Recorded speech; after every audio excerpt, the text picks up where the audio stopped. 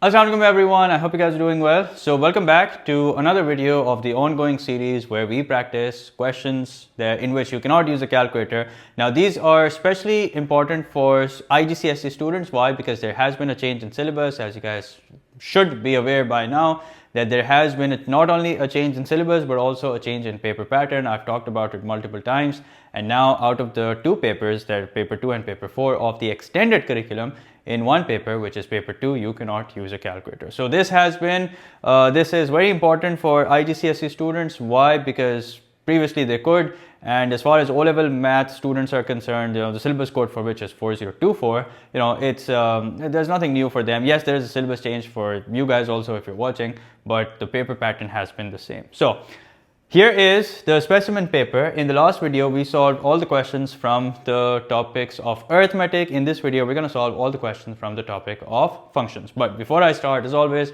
if you're new, then welcome to the channel. My name is Saad and you're watching Mathlete by Saad. This is a channel where I make videos like these, and I also give exam tips and tricks, so make sure to subscribe. And when you're done watching with the video, if you like it, make sure to actually like it and share it with whoever you think can possibly benefit from it. So let's start. Here is a question on functions, very easy. And if you know your concepts, this should not be a problem. So we're given three functions: f of x, g of x, and h of x. And in the first part, we're asked to find f of minus 3. Very easy mark. All you have to do is just plug in minus 3 in the function. So f of minus 3 basically means that we plug in minus 3 in the function. So 3 minus 2 times minus 3 is plus 6. So 3 plus 6, that's equal to 9. So there you go. The answer to the first part is 9. Now part 2. Part 2 says g of f of minus 3. So what we're going to do is we're going to first find out f of minus 3, which you might realize that we have already done that. So that means this part, f of minus 3, since it's equal to 9, so technically what we're doing is we're just finding out g of 9, which means that we're going to plug in 9 in function g. So 2 times 9, which is 18. 18 plus 3, that's equal to 21. Make sure to write your answer in the space that's provided. Now, part B, f inverse of x. Once again, very simple. It's a three-step process. Remember, the first step is that you set it equal to y. So y is equals to 3 minus 2x. Then what you do is you make x the subject. So I'm going to shift 2x across the equals to sign. I'm going to shift y across the equal to sign. So minus 2x becomes positive 2x. This becomes 3 minus y. So x is equals to 3 minus y upon 2. So yes, we have made x the subject, but the final step is that you replace x with f inverse of x. So f inverse of x and y with x. So that's going to be 3 minus x upon 2. And make sure that you get into the habit of writing your answer in the space that's provided to you. So the answer, 3 minus x upon 2, is correct. Now let's move on. So it's a continuation of the previous question only. Let's see what this says. It says f, again, same three functions. You have to find x when g of x equals to 7. So what does g of x mean? It means that you simply plug in function g in function g. So let's work this out. G of x means that in place of x, here we're going to plug in function g itself, which means in place of x in 2x plus 3, we're going to plug in 2x plus 3. Don't forget the plus 3 from before. So let's expand and simplify. So 2 times 2x, that's 4x. 2 times 3, that's 6. 6 plus 3, so 4x plus 9. And notice, according to the question, this is equal to what? This is equal to 7. So we're going to equate it to 7, and then we'll solve like you would solve any other linear equation. So 4x is equals to 7 minus 9, which is minus 2. Solve for the value of x. So minus 2 upon 4, which is equal to minus 1 upon 2, or you can write it as a decimal also. That's up to you. There you go. That's the correct answer.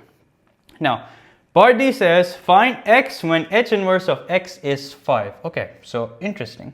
We have h of x, which is equal to 2 power x. Now if I ask you to pause this video and try taking out the inverse of 2 power x, you'll actually not be able to. So I hope you didn't actually pause the video, but you'll realize that you actually cannot take the inverse of 2 power x. I mean, you can, if there are any advanced students, you guys can, but this is not in our syllabus. So the question is, how do we solve h inverse of x equals to 5 when we don't know how to take the inverse of this function? So let's take a few steps back.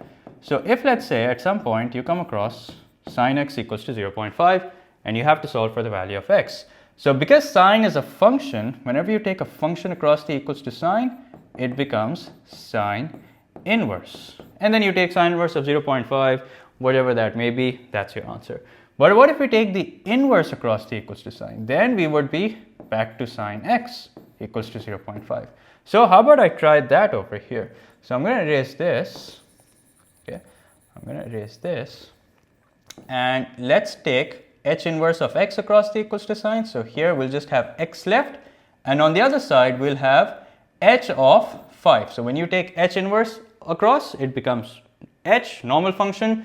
And now you have to find out h of 5, which basically means that you have to plug in 5 in function h. So here's function h, it's 2 power x. So x is equals to 2 power 5. And what's that equal to? That's equal to 32. So there you go. That's the correct answer. So notice in questions like these, you don't really need a calculator. I know people have been making a big deal that, oh my God, how are we going to do questions without a calculator? Well, do keep in mind that all the questions that you get in a non-calculator paper are designed to be done without a calculator. Okay, so yes, it's always a good idea to have your mental math on point. Make sure you know your tables well. Make sure you know your squares and cubes well in order to save some time. But it's doable. Just make sure that you check as you go along so that you don't end up losing marks due to silly errors. So here's another question. This is from the topic variations. Let's see how we can solve this. So I'm sure majority of you are used to solving this a certain way, where you introduce a constant. So you say y is equals to k upon root x. When you get rid of the proportionality sign, you introduce a constant. Now you want the value of the constant, for which you need a value of x and you need a value of y. So you are given those values. So let's plug in 8 in place of y, and let's plug in 4 in place of x. So root 4 is 2, and 2 times 8 is 16. So k is equals to 16. Now what's the purpose of finding k? Is so that we can express y in terms of x. And once we do this, we can find out the value of y for any value of x, and of course the value of x for any value of y. Here it's asking us to find out y when x equals to 49, so no big deal. Simply plug in 49 in place of x. So once again, if you know your cubes, if you know your squares and square roots well, this should not be a problem. So square root of 49 is 7, so the final answer is 16 upon 7. So this will probably be a recurring fraction, so I do not suggest that you write it in recurring decimal. So do not write it in decimal, either leave it like this, or the max that I would suggest is that you write it in mixed number form, because the question is silent, so that means you can leave it however way you want. Both answers I can see are acceptable, so nothing to worry about. Both answers, as in improper fraction or mixed number, they're both acceptable. Now, next question. Algebra word problem. So basically, word problem that lead to a quadratic equation. In this question, all measurements are in centimeters. The height of the triangle is h and the height of the rectangle is h plus 2. So keep looking at the diagram also. Here you can see height of the triangle is h, height of the rectangle is h plus 2. The length of the base of the triangle is x, so that's right here, and the length of the rectangle is x plus 1. You can see that. The area of the triangle, is 11, and the area of the rectangle is 39. So that means area is 39 of the rectangle, and this area is 11. Now, write down an expression in terms of x for the height of the rectangle. So how do you calculate area of rectangle? You simply do length into width. Okay, so area, as we know, is length into width. So length is x plus 1, width or height is h plus 2 is equal to the area, which is 39. Now what we have to do is we have to make h the subject. So let's do that, shouldn't be a problem. So let's start by making h plus 2 the subject, which is going to be equal to 39 over x plus 1. Then you can shift the 2 across, which will make it 39 over x plus 1 minus 2, and that is the answer. Okay, that's it, no brainer, and you get full marks for this. Part B, show that 2x squared minus 15x plus 22 equals to 0. Okay, now here we are given an equation. What is the information that's given in the question, which with the help of which I can make an equation in terms of x and bring it down to this. Let's see. So what we have done so far is we have been able to find out h in terms of x using the area of the rectangle. I repeat, we have been able to find out h using the area of rectangle, and h is in terms of x. How about I make another equation for x, or how about if I'm able to make another equation for h, then what I can do is, since they're both h, that means they're both equal, I can equate the two and maybe come up with an equation. Okay, so let's see, let's revisit the information that we're given. So notice that here you're given the area of the rectangle as 11 right here. Can I make an equation? Yes, I can. So here's what I can do. I can do the following. 1 upon 2 times the base, which is x, times the height, which is h, equals to the area, which is 11. Now remember, we have to make h the subject. So let's cross multiply.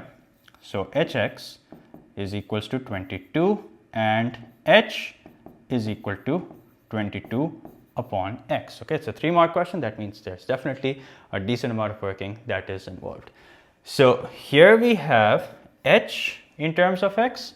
Here we also have h in terms of x. Now all we got to do is equate the two. Okay, equate the two and hope that this is what we end up with.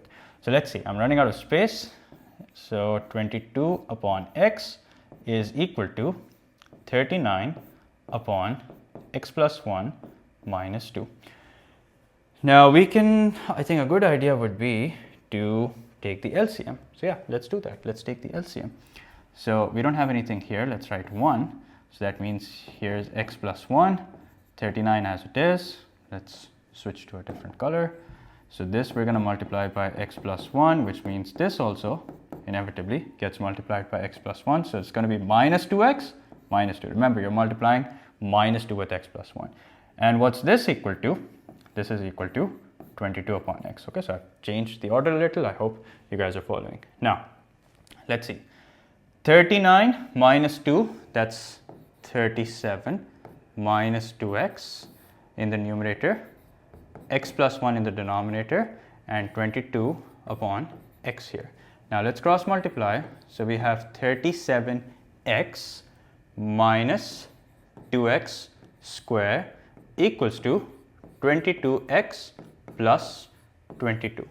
So this looks promising. Let's shift all the terms to the right hand side. So we have 2x square as positive plus 22x as it is minus 37x plus 22 from before as it is. So 22 minus 37 is minus 15. So we have 2x square minus 15x plus 22 equals to 0. Is this what we were supposed to show? Yes, that's what we were supposed to show. And that's it. We get 3 marks for this, which I think is a pretty good deal.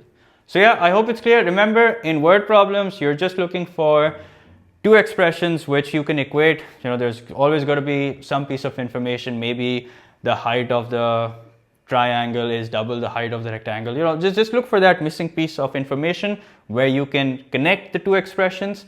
I have detailed videos on these also. Make sure to check them out. Usually questions like these come in paper 2, but here we are. It's in paper 1. But you know, they're best done systematically, and it's always a good idea to put some thought into it before you actually start solving it. So yeah, let's move on to the next question. So this is a continuation, and here we have to, because it's paper 1, obviously it's not a good idea to use a quadratic formula, although we could. But here the question has a specific requirement that by factorizing, which basically means middle term breaking, we're supposed to solve this equation. So let's see how we can factorize it. 2 into 22 is 44. So we're looking for factors of 44 that give us 15. Let's do a bit of trial and error. 2 into 12, that's not going to work. 4 into 11, yeah, that's going to work. So 2x square minus 4x minus 11x plus 22 equals to 0. Let's take 2x common, so that's x minus 2. Let's take minus 11 common, so that's also x minus 2 inside the bracket. So we have 2x minus 11 into x minus 2 equals to 0. So once we solve this equation where 2x minus 11 is equals to 0 and the other equation is x minus 2 equals to 0. So that means x equals to 11 upon 2 or 5.5. It's up to you how you want to write it. Or the other value of x is 2. So there you go. That's the other value. Let's see if that's the correct answer. Yep, that is correct. So let's move on to the next question. Once again, very easy algebra question, easy marks if you know your algebra. So we start, let's save some space and start here by taking the LCM. So x minus 4 into x plus 3. We can expand the denominator, but let's save that for the next step. So this we multiply by x plus 3, this we multiply by x minus 4. So we have 3x plus 9 minus 4x, and then be careful, when you multiply minus 4 with minus 4, you get positive 16. Okay? Now, 9 plus 16 is 25, so that's 25 minus x, and let's expand the denominator also. So that's x squared plus 3x minus 4x minus 12, and let's write the final answer. Actually, let's write the final answer over here. So that's going to be 25 minus x divided by x squared. I think I made a sign error. X squared plus 3x, yeah, this is supposed to be minus 4x. So x squared minus x minus 12. See, it's best that you check as you go along. I do not recommend that you come back and then check your answer, because it'll be difficult for you to, you'll have to basically start from the beginning to get an idea of what it is that you're doing. So it's always best that you check as you go along. My apologies, I've just realized that my handwriting has become hideous because I'm not used to teaching like this. But anyway, I hope you guys are following. So let's move on. And here is a question on completing square. So I have a detailed video on completing square, and this is something that has always been part of the syllabus, but it's not something that's tested very often. But I think now that graphs are officially added in the syllabus and asymptotes and everything, so you should put special emphasis on this. Not that we have asymptotes over here, but it's just I wouldn't say a prediction, but I'm just expecting something like this in the exam this May-June session. So yeah, here is a question which says write x squared minus 4x plus 7 in the form. This is basically the completed square form. So there's a pretty standard way of bringing a quadratic expression in completed square form. You leave a bit of space before you write the constant. So you write the first two terms, you leave a bit of space before you write the constant. So you're going to add something and you're going to subtract something. Whatever it is that you're going to add, you're going to subtract the same thing from the same expression. So how do we decide what to add? Well, we look at the coefficient of x. The coefficient of x is 4. We divide that by 2 and then we add the square of it. Now, since I've added something, I have to subtract the same thing as well. So this part of the expression, the compressed version of this part of the expression, becomes x minus 2 the whole thing square. You're very welcome to expand and try. You'll notice that you get the same expression as above. And this is 7 minus 4, which is equal to what? Which is equal to positive 3. So the answer is x minus 2 the whole thing square plus 3. Let's see if that's correct. Yep, that is correct. Then it says write down the coordinates of the turning point. So whenever you bring it in completed square form, which should look like this, remember h comma k are the coordinates of the turning point. So basically whatever is inside the bracket, so think of it this way, whatever is inside the bracket, we equate that to 0 to get the x coordinate of the turning point, and whatever constant it is that we have outside, that's the y coordinate of the turning point. Point means two coordinates, x and y. So for a second, if you think that let's assume that I equate x minus 2 to 0, so we'll have the x coordinate of the turning point, which is 2, and for the y coordinate, it will be 3 as is. So yeah, that's that. Now, here's another question. Let's see what this says. On the diagram, sketch the graph of y is equals to f of x for x is greater than or equal to minus 3, lesser than or equal to 4. Show the values of the intersections with the axes. All right, so this is going to be a cubic curve. Now, what kind of a cubic curve? Let's first decide that, because a cubic curve can be something like this, or it can be something like this. So let's see. X into x is x squared. X squared into x is x cubed. So that means the coefficient of x cubed is positive. So that means it's going to be a maximum to minimum curve. Okay, so that's the first thing we need to figure out. Next thing we need to figure out are the x-intercepts. So for the x-intercepts, equate the entire expression to 0. So if this is equal to 0, that means x equals to 0, x equals to minus 2, or x equals to 3. And I'll add some detail to it. So let's do it over here. Let's say that we have x into x plus 2 into x minus 3 equals to 0. So that means x equals to 0, x plus 2 equals to 0, which leads to the conclusion that x equals to minus 2. And then we're equating x minus 3 to 0, which means x equals to 3. Okay, so we have 3 different x-intercepts. So 0, let's put a cross here, then minus 2. So that means it's going to be somewhere over here. Here's minus 2. And then we have positive 3. So that means that this is 1, this is 2, this is 3, somewhere over here. Okay, now we have to find out the y-intercept. So for the y-intercept, simply plug in x equals to 0. So if I plug in x equals to 0, so the y-intercept becomes 0 into 0 plus 2 into 0 minus 3. Actually, everything is irrelevant because of this 0 here. That means no matter what 0 plus 2, 0 minus 3 happen to be, the y-intercept will be 0. So that means this is a point where the curve will cut the y-axis. Okay. Now bear in mind that this is the kind of curve that we're drawing, and we have to make it pass through these 3 points. So just hover your points over, hover your pencil over the points that the curve is supposed to pass through, to get an idea of the shape of the curve, and then finally go ahead and draw the curve. And there you go. That's it. Job done. Now, next part. Expand and simplify.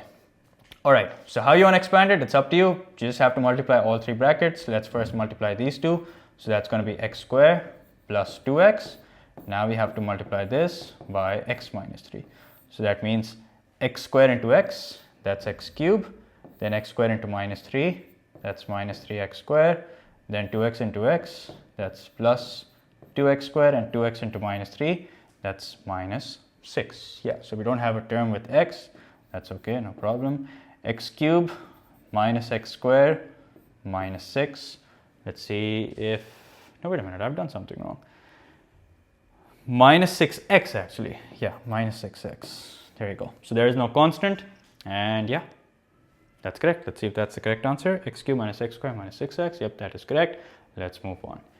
Now, is the point 1 comma minus 6 the tangent to the graph of y is equals to f of x meets at a meets the y-axis at b? Okay, so let's try and visualize the situation. So let's write down the coordinates of the point A, 1 comma minus 6. Let me double check. Yeah, 1 comma minus 6. So that means that if 1 is somewhere over here, whoops, sorry about that. Yeah, so if 1 is somewhere over here, minus 6 will probably be somewhere over here. Okay, so this is minus 6. And according to the question, let's see, the tangent to the graph of y is equals to f of x at A meets the y-axis at b. So that means at this point there is a tangent which meets the y-axis at b. Okay, I just realized that I accidentally made it at minus 1 comma 6. It's supposed to be positive 1 comma 6. Okay, my apologies. I was wondering what it is that I'm doing wrong. Anyway, so this is the point where we're going to have a tangent. Okay, this is the point where we're going to have a tangent. Now, just to visualize the situation, obviously it's not going to be the way we see it, but just to get an idea, and don't mess up your curve in the paper. You can use although to draw the curve also use a pencil, but for this use a very light pencil and then erase it because it's not relevant. You're not supposed to actually do this. So when we draw a tangent over here, according to the question, the curve, the line basically meets the curve at a certain point, and I guess that's the point that we are supposed to find. No, sorry. The line meets the y-axis, and that's what we're supposed to find. So basically, the first thing we want is the equation of tangent. Okay, so the first thing we want is the equation of tangent. Now, this also is a 3-4 step process. Let's go back. It's a 5-mark question. That means there's a lot of working. Let's see what the equation of the curve is. It's x cubed minus x squared minus 6x. Okay, so x cubed minus x squared minus 6x. Let's make sure. Yeah, that's correct. So this is the equation of the curve. So first thing we're going to do is we're going to differentiate this. So dy by dx will be equal to 3x squared minus 2x minus 6. Now we want the gradient of tangent. So that means we're going to plug in the x coordinate, which is 1, in the equation in dy by dx. So 3 into 1 square minus 2 into 1 minus 6. So 1 square is 1. 1 times 3 is 3. 3 minus 2 is 1, 1 minus 6 is minus 5. So that means this is basically the gradient of the tangent, and that is minus 5. Let's write this nicely. There you go. Now we need a point through which the line is passing. That is given to us. It's 1 and minus 6. So we start forming the equation of the straight line. So it's going to be y equals to minus 5x plus c. Now we need a point. Here it is. Minus 6 is equals to minus 5 times 1 plus c. So minus 6 is equals to minus 5 plus c, which means c is equals to minus 1. And then we put it together. Y is equals to minus 5x plus 1. Y equals to minus 5x plus 1. Now we needed the point where the tangent is meeting the y-axis. So basically the y-intercept. You can see that the y-intercept is 1. So that means if you were to write that in point form, that would be 0, 1. So 0, 1. Now if we go back, you can see that we were actually close. So this was just to give ourselves an idea as to what the final answer is going to be like. We can see that this is a downward sloping line, which means the gradient of tangent should be negative, even though it's not drawn to scale, but the gradient should be negative. And we did in fact get a negative value, which was minus 5. And here we are with the correct answer. So 5 easy marks if you know differentiation. That's it. So yeah, I guess that is, yeah. So yeah, that's it. I hope you have understood everything that we have done so far and you're getting used to this new paper pattern. And let me know what your thoughts are.